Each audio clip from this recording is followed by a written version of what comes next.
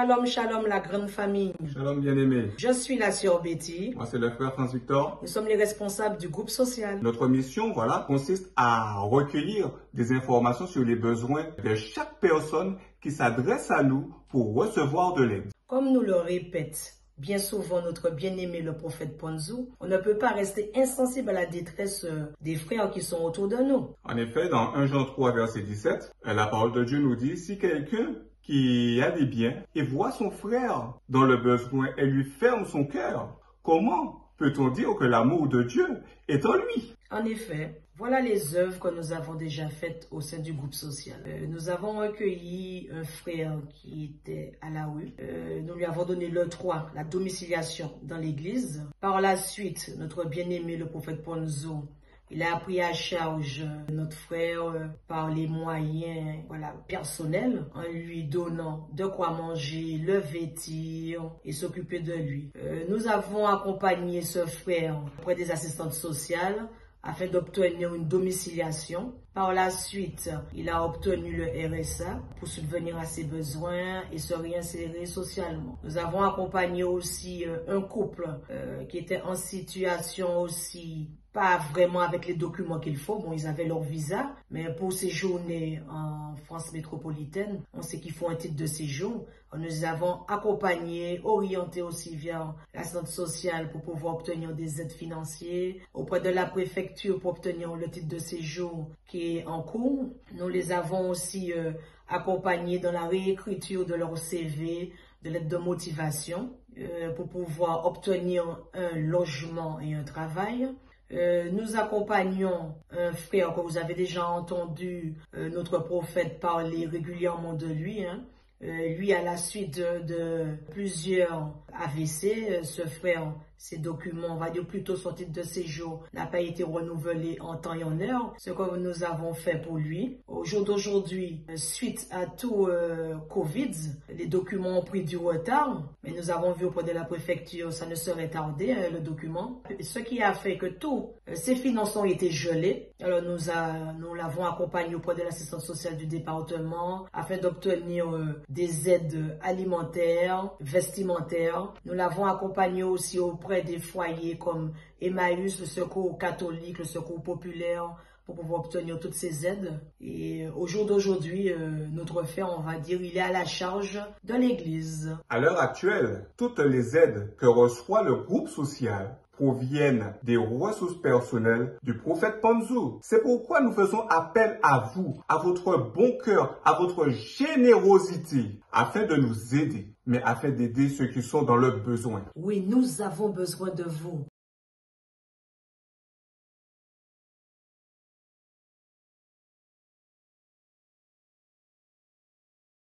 Shalom la famille, shalom, que mon Dieu vous bénisse abondamment.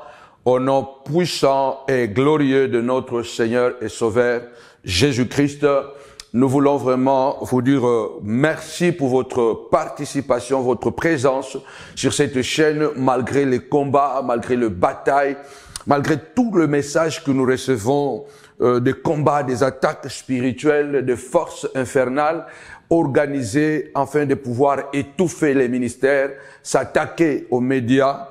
Et voilà pourquoi les sorciers n'ont pas de limites quand il s'agit d'attaquer notre ministère. Mais nous croyons à l'authenticité de la puissance de la parole de Dieu. Alors que Dieu nous bénisse abondamment. Vous savez que le mois de mai, c'est le mois de la conquête et de la moisson abondante. Si tu crois, tu verras la gloire de Dieu. Crois qu'il y aura une moisson abondante très bientôt dans notre vie. Nous sommes en train de travailler d'une manière assidue par rapport à ça. Que mon Dieu te bénisse, toi qui es connecté. Je voudrais pendant ces quelques minutes que tu puisses partager cette vidéo à plusieurs personnes. En attendant, nous lançons toujours l'appel. Nous avons besoin d'une entreprise de montagnards qui aiment ces ministères, qui vont nous aider, afin que nous puissions sécuriser nos réseaux sociaux à travers des professionnels vrais. En tout cas, parce que nos réseaux sociaux sont beaucoup attaqués. Vous voyez que nous ne sommes pas sur YouTube, pardon, sur Facebook.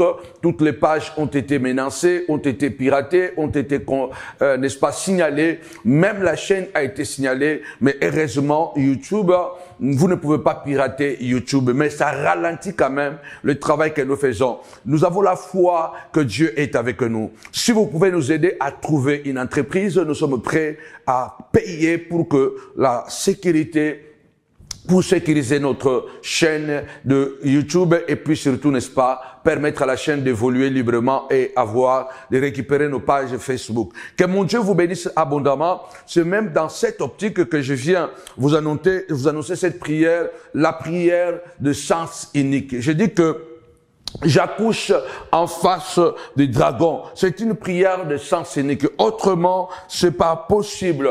Vous devez savoir une chose, que notre Dieu n'est pas un humain. Notre Dieu, il est Dieu, il est esprit, il est tellement grand, il est tellement puissant, il est tellement redoutable. Vous savez que dans cette tranche de prière, je n'ai pas le temps de lire le verset biblique parce que je voudrais aller droit au but. Ce que je voudrais dire ce matin, ce soir, ce midi, est que s'il y a un mot qu'un enfant de Dieu vrai et authentique doit répéter dans son esprit, dans son cœur, dans son âme, c'est la confiance en Dieu. Nous devons savoir que Dieu est au contrôle de tout. Il n'y a rien qui se fait que Dieu ne sait pas, que Dieu ne voit pas. Un verset dit dans la Bible, est-ce que arrive-t-il un malheur dans la ville, dans le pays, sans que l'Éternel en soit l'auteur? Je ne corrige pas la Bible, je ne corrige pas cette traduction, mais je crois que Dieu, quelquefois, il n'est pas auteur de nos malheurs. Dieu, souvent, il n'est pas auteur de nos maladies. Dieu n'est pas souvent auteur de nos échecs. Dieu n'est pas souvent auteur de nos malheurs. D'ailleurs, quand Dieu est auteur d'un malheur, cela veut dire que ce malheur se transformera d'une manière ou d'une autre en bonheur, en gloire, en puissance. Je voudrais tout simplement dire que, ce verset veut tout simplement dire que, arrive-t-il quelque chose dans le pays, dans la famille, sans que Dieu lui-même soit au courant? La version que je préfère est que Dieu est au courant de tout. Tapez-moi 5 fois au courant, au courant, au courant. Nous avons besoin d'assurance. Nous avons besoin d'avoir confiance.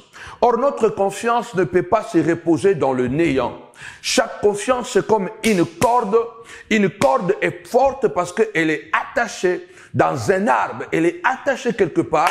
Et puis, plus que tu pousses, la corde est coincée. La confiance aussi a besoin d'un arbre, a besoin de quelque chose sur laquelle elle s'attache. La confiance a besoin d'un crochet. Et lorsque vous avez ce crochet, la confiance est solide. Tapez-moi 5 fois confiance, confiance, confiance.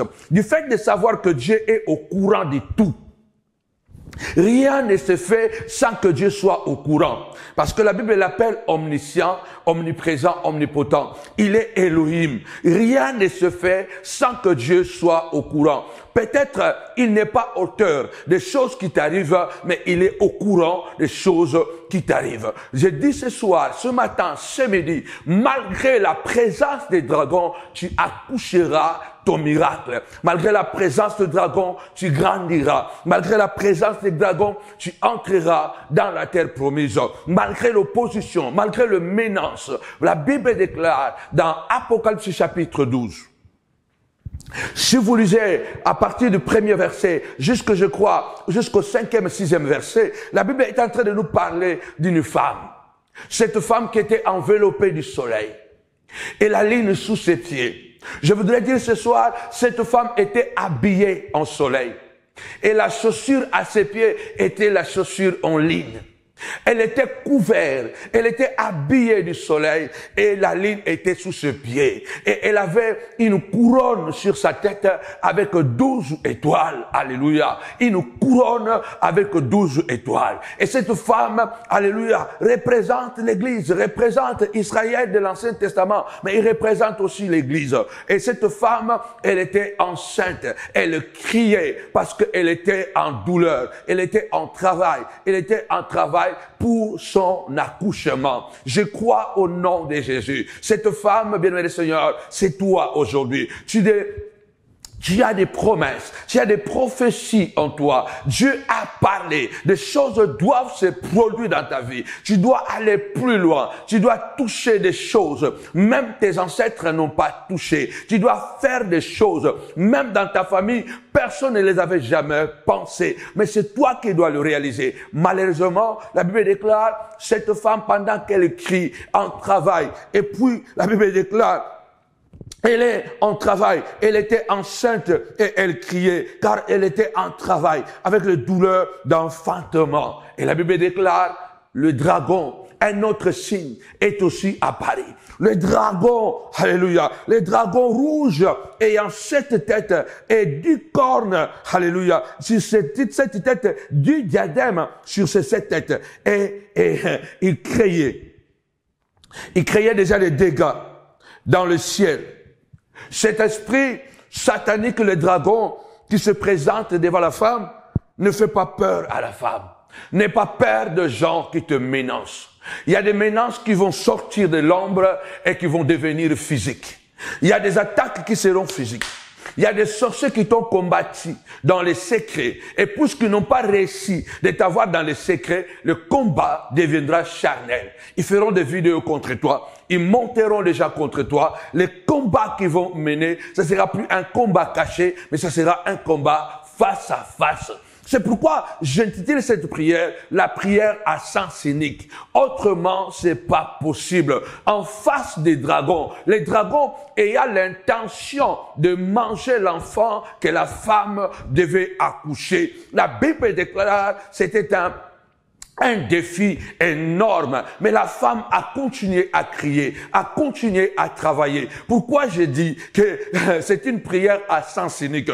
Aucune femme sur la terre n'a le pouvoir d'arrêter les contractions. Aucune femme n'a le droit, ni le pouvoir, ni la capacité d'arrêter les contractions. Parce que naturellement, les contractions viennent naturellement. Et quand les contractions entrent en action, il n'y a pas de possibilité de les arrêter. La seule possibilité, c'est d'accoucher l'enfant. Bien-aimés dans le Seigneur, il y a des souffrances, alléluia, qui sont venues. On n'a pas le droit de reculer. Tu n'as pas le droit d'avoir peur. Le dragon s'est trompé parce qu'il s'est mis en face de la femme pour lui faire peur avec cette tête. Quel monstre! Et quelquefois, nous sommes confrontés à des situations où on n'arrive même pas à être debout tellement que la situation est grave, tellement que les gens qui nous combattent sont nombreux, tellement qu'ils sont sophistiqués, tellement qu'ils ont des connexions, tellement.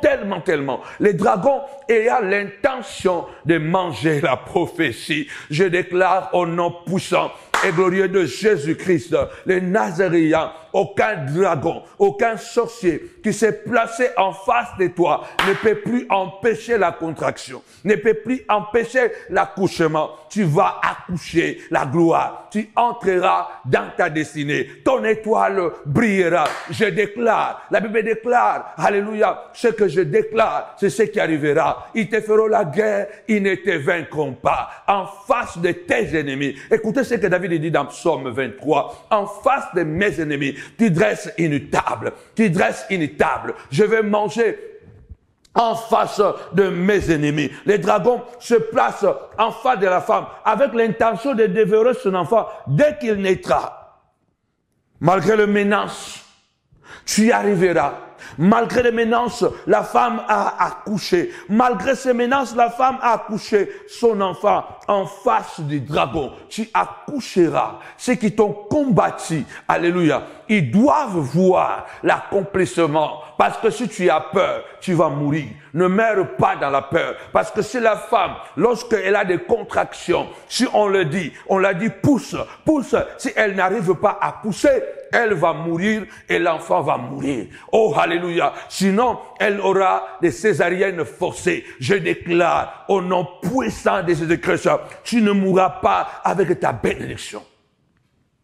Tu ne mourras pas avec ta bénédiction. Attention, la peur peut nous tuer et tuer la bénédiction. Les menaces, ceux qui nous attaquent, ils connaissent les stratégies. Là, en face de toi, il y a un monstre qui s'est assis. La Bible déclare, alléluia, quiconque se liguera contre toi tombera sous ton pouvoir. Alléluia. Tombera sous ton pouvoir. Que 1000 tombent à ton côté, 10 000 à ta droite, tu ne seras pas atteint. Qui es-tu, grande montagne? Devant Zorobabel, tu seras aplani. Je viens dire à quelqu'un, ton Dieu est au contrôle de tout. Il connaît, il le sait. C'est lui-même, alléluia, qui t'a donné cette famille, qui t'a donné ces enfants, qui t'a donné ces mariages, qui t'a donné cette vision. Cette vision ne vient pas des hommes, à moins que ton appel vienne des hommes. À moins que les prophéties que tu as reçues viennent des hommes. Mais si ces prophéties viennent de Dieu, de même que la grossesse de cette femme n'était pas sa propre grossesse, c'était, bien aimé, la grossesse de Dieu. Parce que cette femme, elle n'est pas enceinte d'une prostitution. Elle est enceinte parce qu'elle doit enfanter un Messie. Elle doit enfanter le libérateur. Tu dois accoucher des projets. Tu dois accoucher des choses, alléluia, qui serviront à la bénédiction de ta postérité et de l'ère future, de l'ère à venir. Tu dois implanter des choses qui doivent rester comme des monuments sur lesquels tes enfants vont s'appuyer. Oh, je déclare, alléluia, à moins que cette grossesse ne vienne que de la prostitution, mais si cette grossesse vient de Dieu, le Messie naîtra, même si à la présence du dragon, avec l'intention de manger la destinée, de manger la prophétie, de manger ton business, malgré cela, il sera confondu. Qui es-tu, grande montagne devant Zorobabel? Tu seras aplani. Tu seras aplani. Personne ne peut s'opposer lorsque je décide. N'aie pas peur. La femme en face du dragon, elle a accouché. Malgré les menaces, continue à travailler, continue à pousser. Notre Dieu est au courant de leur sorcellerie contre toi. Dernièrement, je reçois beaucoup de messages, des attaques, des collaborateurs et des collaboratrices qui ont des visions, des combats. Ça commence pas aujourd'hui, ça fait ces dernières années, nous passons vraiment à travers plusieurs vallées. Et cette assurance, je l'ai. Pourquoi? Parce que je me dis que je n'ai pas reçu cet appel des hommes. Je ne l'ai pas reçu des hommes. Cet appel, je l'ai reçu de Dieu. Et puisque j'ai reçu cet appel de la part de Dieu, donc Dieu est au courant quand les gens coupent des cochons en terre de cochons pour me nuire, pour empêcher, pour nuire à l'image, pour détruire. Dieu est au courant. Quand il prépare du poison pour m'empoisonner, Dieu est au courant. La Bible déclare, vous boirez même des breuvages mortels, cela ne vous créera aucun dommage. Qu'est-ce qui doit pousser, alléluia, que tu puisses avoir confiance à Dieu? Connais le Dieu que tu sers, connais ton nom, ta marche, connais ton authenticité. Parce que quelqu'un qui a été appelé, l'apôtre Paul dit, aucun militaire ne peut s'enrôler dans une armée avec ses propres frères. Tu ne peux pas être enrôlé dans une armée. Tu dois acheter toi-même tes bottes. Tu dois acheter toi-même, n'est-ce pas, la tenue. Tu dois acheter toi-même ton arme. Tu dois acheter toi-même des munitions. Là, c'est une rébellion. Il n'y a que des rebelles. Les armées de rébellion ou de rebelles, quand vous les croisez, c'est que vous allez remarquer qu'il n'y a pas l'uniformicité. Il n'y a pas l'uniforme. Je ne sais pas si ça se dit l'uniformicité. Donc, il n'y a pas l'harmonie. Les rebelles, tu vas voir, ici, au pied droit, il a une babouche. au pied gauche, il a une botte. À la main, il a une mitraillette. Et puis, au-dessus, il a une chemise. En dessous, il a, je ne sais pas quoi, une culotte. Mais une armée organisée, une armée qui part en bataille. Ceux qui sont engagés par Dieu lui-même, bien-aimés des Seigneurs, c'est Dieu qui donne le bat. C'est Dieu qui donne les tennis. C'est Dieu qui donne les armes. C'est Dieu qui donne les munitions. Regardez, ce ne sont pas des militaires ukrainiens qui tournent partout en Europe pour demander des armes. C'est leur président, l'Ukrainien, qui tourne. Lorsque vous avez la conscience, vous avez l'assurance que ce mariage, je ne l'ai pas volé. Cet homme, je ne l'ai pas volé. Et qui est cette Jézabel? Cette fausse démoniaque pour se lever et détruire mon mariage. Quand tu sais que je n'ai pas eu cette femme par le biais du vol. Je n'ai pas pris cette femme quelque part. Je l'ai dotée. J'ai donné tout ce qu'il faut. Et cette femme, nous sommes unis en mariage devant Dieu et devant les hommes. Qui es-tu, grande montagne? Dieu t'a donné des enfants. Tu as l'assurance. Alléluia. C'est ce que l'apôtre Paul déclare dans Romains. Qui nous séparera de l'amour de Christ? Qui nous séparera de l'amour de Christ? La passion que nous avons, est-ce que c'est la nudité? Est-ce que ce sont les injures? Est-ce que ce sont les échecs? Rien ne pourra nous séparer de l'amour de Christ, de l'amour de Dieu, manifesté en Christ. Tu as l'assurance que le ministère vient de Dieu. Écoutez bien, Dieu, partout, de tout ce que Dieu a appelé, il n'y a pas de parfait. Dieu n'a jamais appelé des hommes parfaits. Abraham était un menteur. Je ne viens pas ici te dire que tu dois t'encourager. Je dois t'encourager à mentir. Non, parce qu'Abraham était un prototype. Il n'a jamais été parfait. Ni Moïse n'a jamais été parfait. Ni, alléluia, Élie le prophète, le Tishbite n'a jamais été parfait. Sauf le Christ. Abraham a été plusieurs fois menteur. Abraham, à plusieurs reprises, il a exposé sa femme à la honte. Il a poussé Sarah à l'infidélité. Abraham n'a pas été parfait. Plusieurs fois. Alléluia. Quand il descend en Égypte, il expose Sarah. Il expose Sarah qui est enlevée par Pharaon. Tu es un homme de foi. Mais on voit que dans le parcours de cet homme de foi, notre Père dans la foi, il a vacillé. Mais ce qui est bien avec Dieu est quoi? Dieu sonde le cœur et le rend. Il sait ce qu'il a. Alléluia. L'alliance qu'il a fait avec toi.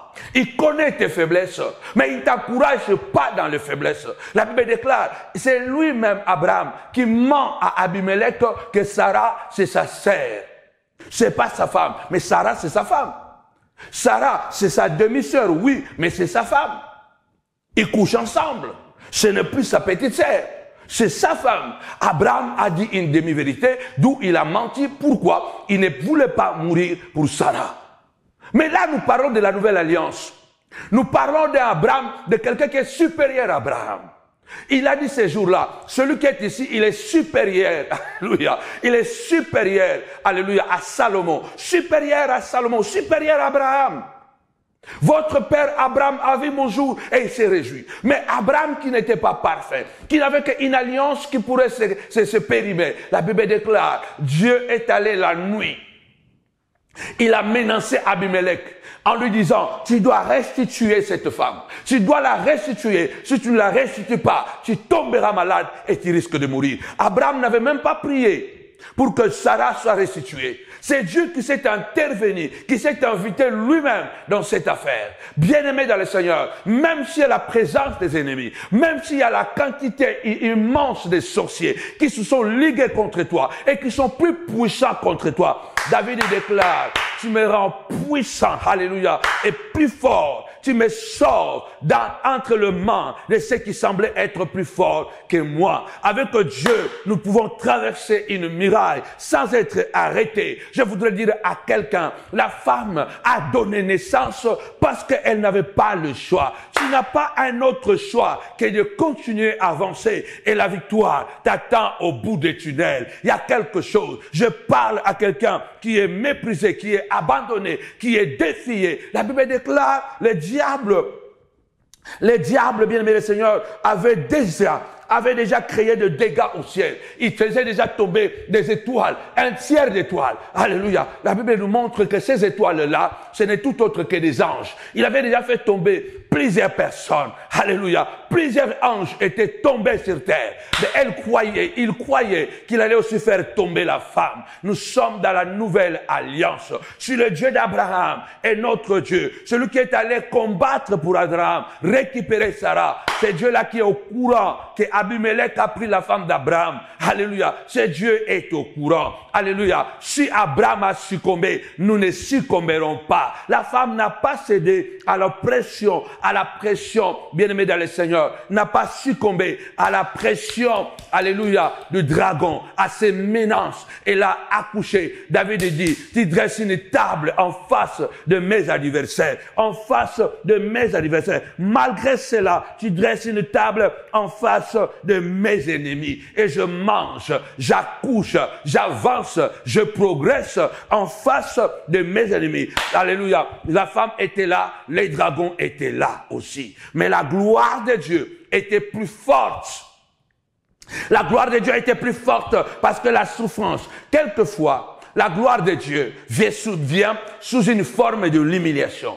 Souvent, la gloire de Dieu ne prend pas la forme de la beauté, prend la forme de laideur. Alléluia. Ce n'est pas la beauté, mais c'est la laideur. Mais lorsque la gloire de Dieu se cache dans la souffrance, tu vas sentir quelque chose en toi, que tu es dans l'impossibilité.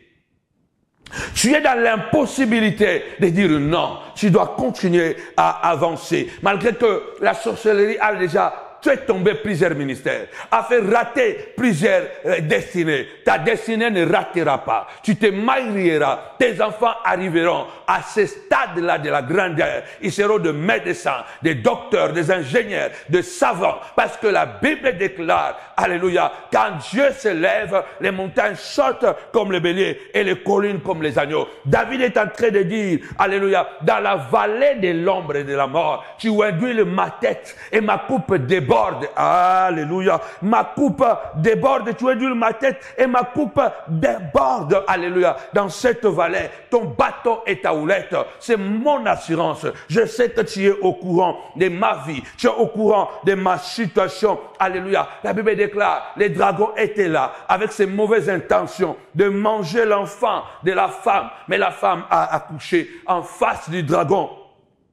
Tu vas accoucher en face du dragon. La Bible déclare, l'enfant a été protégé, enlevé au ciel vers son trône, vers le trône de Dieu. Et Dieu avait préparé un refuge pour la femme dans la solitude. La Bible déclare, la femme, après avoir accouché en face du dragon, elle s'est enfuie dans le désert. Une place lui a été préparée dans le désert. Elle a accouché néanmoins. Et l'enfant a été protégé. La femme a été protégée. Je viens déclarer ce soir. Tapez-moi 5 fois. Protégé. Dieu va te protéger. Il va protéger ton travail. Il va protéger l'avenir de tes enfants. Il va protéger au nom puissant de Jésus. Il a pris la femme. Il l'a menée dans le désert. Alléluia. Dans le lieu de la solitude. Alléluia. La Bible déclare pendant ce temps-là, ce laps de temps que la femme est en contraction. La Bible déclare, une guerre a éclaté au ciel. Michael a déclenché une guerre. Et le diable, le dragon, le serpent ancien, il a aussi déclenché une guerre. J'arrive à la fin. Il a aussi déclenché une guerre. Mais la Bible déclare, il n'a pas été le plus fort. Lui et ses 3 tiers des anges qui ont combattu pour s'accaparer du ciel, pour faire du trône de Dieu leur forteresse, pour déloger Dieu. Alléluia. Ils n'ont pas été les plus forts. Ils ont été précipités sur la terre, jetés sur la terre. Les dragons, quand il a été précipité, il a été jeté sur la terre. La Bible déclare, toujours dans l'Apocalypse chapitre 12, il se lança. Les dragons se lança désespérément derrière la femme, il l'a défié et enfanté l'enfant. Les dragons étaient en colère. Après avoir échoué sur la terre, au ciel, il est venu. Il a déversé sa colère contre la femme. Il a poursuivi la femme. Pourquoi? Parce que la femme l'a défié. Bien-aimé, c'est que tes ennemis veulent que tu deviens un cochon, que tu deviens un garçon de course, Ils veulent tellement bloquer des portes. Ils veulent te pousser à aller, bien-aimé, quémander. Ils veulent te pousser, t'amoindrir. Tu ne seras pas amoindri tant que Dieu sera au courant de ta situation. Les sorciers, ils veulent te rendre amoindri. Ils veulent te rendre inutile. Ils veulent te rendre incapable. C'est pourquoi ils peuvent chuchoter contre toi, salir ton image, dans la sorcellerie comme dans le physique. Ils peuvent parler mal de toi. Ils vont divulguer de faux messages. Ils vont bloquer. Bien-aimé le Seigneur, les ici de gauche et à droite. Bien-aimé le Seigneur, n'aie pas peur. Tu ne sortiras pas amoindri dans cette bataille. Le diable est venu et il s'est lancé dans une course de poursuite contre la femme.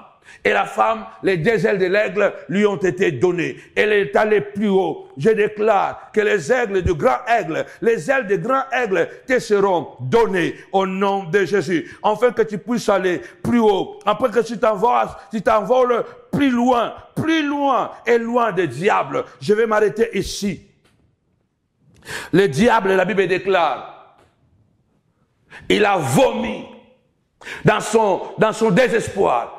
Il a vomi de sa bouche un fleuve d'eau, afin d'engloutir la femme. La Bible déclare, la terre secourit la femme, engloutit le fleuve qui était sorti de la gueule des serpents, de la gueule du dragon. Je termine ici en disant, c'est la prière de sens unique. Autrement, il n'y a pas moyen que la terre puisse te secourir. Parce que Dieu est au courant de ta situation. Dieu est au courant de leur sorcellerie. Dieu est au courant. Et si Dieu est au courant, dormons tranquilles. Parce qu'il est avec nous. Si Dieu est au courant, dormons tranquilles. Continuons à prier. Continuons à avancer. Continuons à pousser jusqu'à ce que l'enfant va sortir. La terre va te secourir et va engloutir leur haine, va engloutir leurs projets. Ils ne comprendront pas comment tu t'en sortiras. Alléluia. Les sages femmes ont demandé à l'un des enfants de Tamar, quelle brèche tu as trouvé pour sortir le premier? Ils ne comprendront pas comment tu t'en sortiras. Et pourtant, ils avaient tout bloqué ou tout bouclé.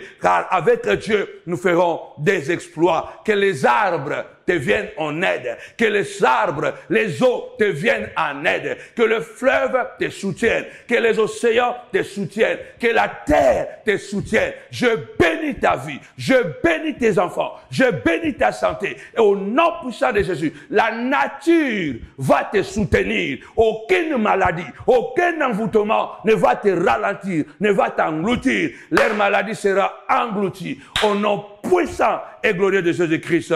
Amen.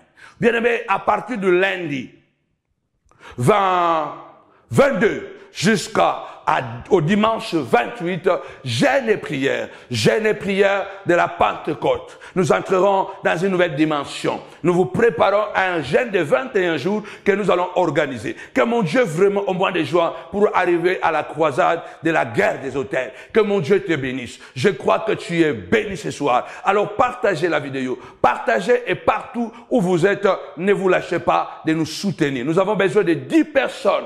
En ce mois de mai, 10 personnes qui vont nous soutenir afin de continuer la mission. 10 personnes. Et je crois que tu feras partie de ces 10 personnes qui vont nous apporter leur soutien au nom puissant et glorieux de Jésus-Christ. Amen. Avec Jésus, c'est toujours possible.